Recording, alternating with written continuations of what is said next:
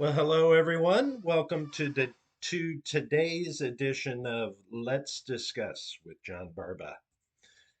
Hey, today you have probably seen in the news that the UAW has started a strike against all three automakers here in the U.S. And a lot of mixed feelings on all of this. But definitely a topic to discuss because this talks to really a lot of things that go on in our country for you and I, and how it affects us on a daily basis. I mean, I know that there are some people out there that are absolutely against the UAW. Let's be honest. They make like on average $28 an hour, which I am sure there's a lot of you that don't make $28 an hour.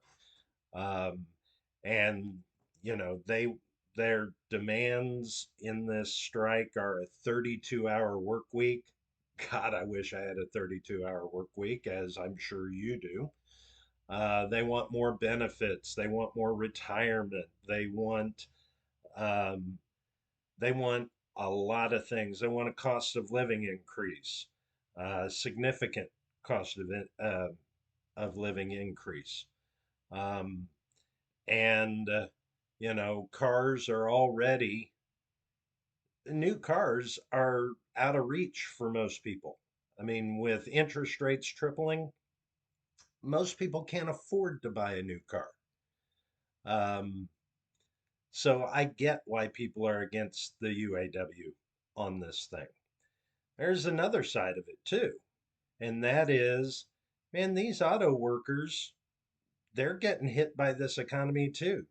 I mean, the average income for an American has gone down in the last 2 years. Those numbers just came out a couple of days ago, and the average income is down over 2%, which doesn't sound like a lot, but it's a couple of $1,000s a year for the average worker that their income is down while the cost of everything has gone up with this incredible inflation that has taken effect since the new administration came in. And everybody is hurting.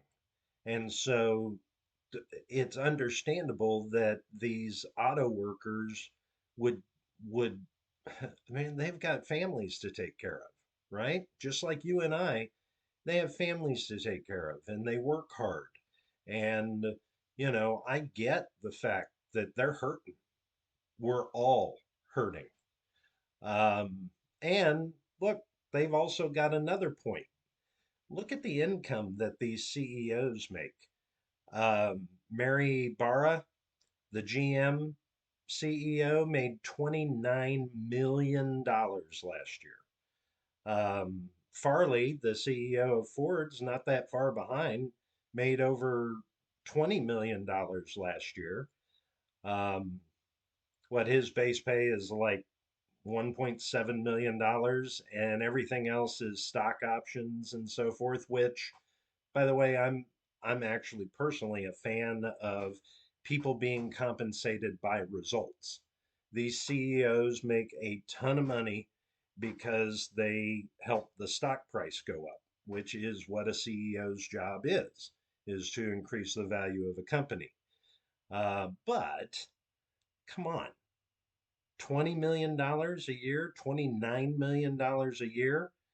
Um, Barra gets like 360 times the average income of the of of an average GM worker. That's just you know these numbers almost start not making sense, right? Does the CEO get compensated more than the factory line worker? Yeah. Absolutely, all day long. But more education, more responsibility, totally get that. I'm not saying that they should have equal pay because it's not equal. I mean, it's not equal in their jobs, but there's got to be a certain amount of parity here. You know, um, there's got to be a certain amount of logic and a certain amount of I I don't know accountability in all of this. You know, the auto workers, the UAW, okay, maybe not the actual workers.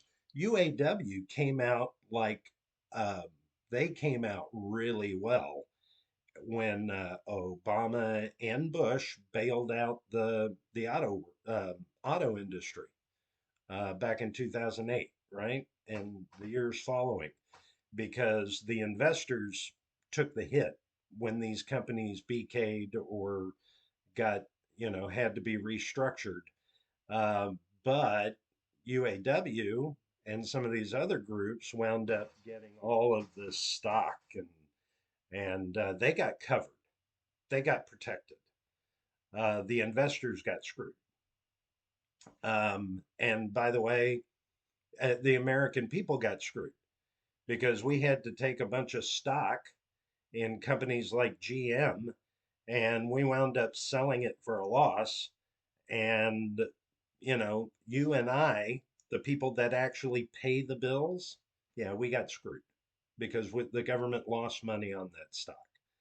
Um, you know, this kind of craziness when people are having a hard time just making ends meet, um, it's really bad PR. If nothing else, this is really bad timing. So, this is something that we need to discuss because it's not going to be just the auto workers that are going to be doing this stuff.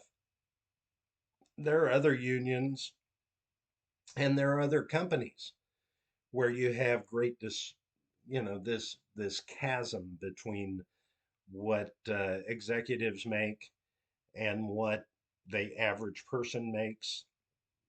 Um, my personal opinion is there this should all be tied more into profitability, right? An employee, I know we have stock option plans. There are a lot of people have stock option plans in some companies, but the workers shouldn't take advantage of the company at a time like this, but the executives should stop taking advantage of companies at a time like this. Let's use this situation with the automakers and the UAW right now. While the two of them are fighting over money, okay, because this is all about money, right? The average person can't buy their product anymore. So both parties, maybe while sitting down and discussing what their new contract is going to look like, actually need to be thinking about the consumer who's going to buy their product eventually and whether they can afford it, whether they're going to put out a product that people can afford to buy in the first place and afford to maintain once they have it. I don't hear that in any of the rhetoric. And at the end of the day, I'm not a UAW member. I don't own stock in auto companies, and I'm not an executive for an auto company. But I'm still going to get affected the next time that I have to go buy a car by the decisions that they make right now. And I think all of us need to be concerned with that. There's a, you know, we're on the precipice of recession. Many say that we're already there. Um, you look at things that are going on in the economy right now. I saw a report recently where the number of applications for home loans is at a 30-year low. People can't afford to buy anything. All right. barely able to get out of the grocery store. Um, these companies and these unions, while I understand they both want to protect their interest, and they have every right to protect their interest, by the way. No quorums there. They're I'm not going to sit here and say the company's evil or the UAW is evil. They both have legitimate concerns. Um, the flip side is there's going to come a point where nobody can buy their product if they don't start thinking about the consumer. All right, you and I. And I don't hear any of that rhetoric. They need to start thinking about that. That needs to be part of this discussion. Because at the end of the day, when they wind up having to get bailed out by the government, doesn't matter whether you're buying a car or not, you're going to get screwed. You're going to pay the bill. And that's not right. That is absolutely not right.